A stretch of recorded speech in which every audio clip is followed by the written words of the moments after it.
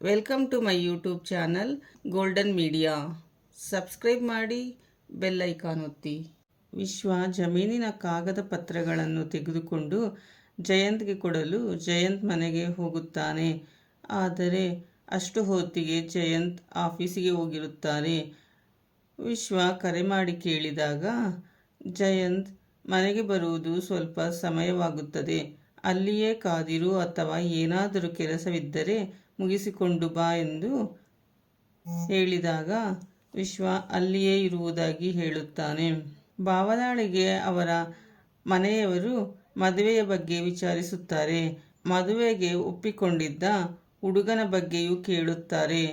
ಆಗ ಭಾವನ ಮದುವೆ ಇಷ್ಟವಿಲ್ಲ ಎನ್ನುತ್ತಾಳೆ.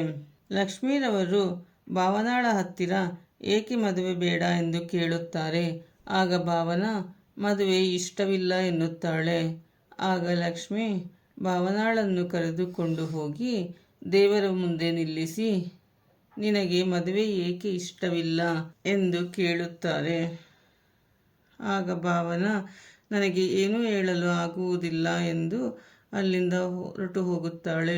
ಖುಷಿ ಶಾಲೆಯಿಂದ ಮನೆಗೆ ಬರುತ್ತಾಳೆ. ಅವಳು ವೀಣಾಳ ಕತ್ತಿನಲ್ಲಿದ್ದ ಸರವನ್ನು ನೋಡಿ ಲಕ್ಷ್ಮೀರವರನ್ನು ಅದು ಏನು ಎನ್ನುತ್ತಾಳೆ. ಆಗ ಲಕ್ಷ್ಮೀರವರು ಅದು ಮಾಂಗಲ್ಯದ ಸರ ಎನ್ನುತ್ತಾರೆ.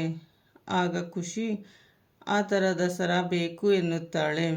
ಆಗ ಲಕ್ಷ್ಮೀರವರು ಆ ಸರವನ್ನು ಮದುವೆಯಾದವರು ಮಾತ್ರ ಹಾಕಿಕೊಳ್ಳಬೇಕು ಎನ್ನುತ್ತಾರೆ. ಅದನ್ನು ಕೇಳಿದ ಖುಷಿ ಈ ಥರದ ಸರ ಭಾವನಮ್ಮನೂ ಹಾಕಿಕೊಂಡಿದ್ದಾಳೆ ಎಂದು ತಿಳಿಸುತ್ತಾಳೆ. ಲಕ್ಷ್ಮೀರವರಿಗೆ ಸ್ವಾಮೀಜಿಯವರು ಹೇಳಿದ್ದ ಮಾತು ಎಂದರೆ ಭಾವನಾಳಿಗೆ ಕನ್ಯಾದಾನ ಆಗದೆಯೇ ಮದುವೆಯಾಗಿದೆ ಎಂದು ಹೇಳಿದ ವಿಷಯ ಜ್ಞಾಪಕಕ್ಕೆ ಬರುತ್ತದೆ. ಲಕ್ಷ್ಮೀರವರು ಭಾವನಾಳನ್ನು ಕೇಳಿದಾಗ ದೇವಸ್ಥಾನದಲ್ಲಿ ಕೊಟ್ಟಿದ್ದ ತಾಯಿತವನ್ನು ಹಾಕಿಕೊಂಡಿರುವುದಾಗಿ ಹೇಳುತ್ತಾಳೆ. ಚೆಲುವೆಯನ್ನು ನೋಡಲು ಗಂಡಿನ ಕಡೆಯವರು ಚೆಲುವೆ ಮನೆಗೆ ಬರುತ್ತಾರೆ. ಇದನ್ನು ನೋಡಿದ ವೆಂಕಿಗೆ ಬೇಜಾರಾಗುತ್ತದೆ.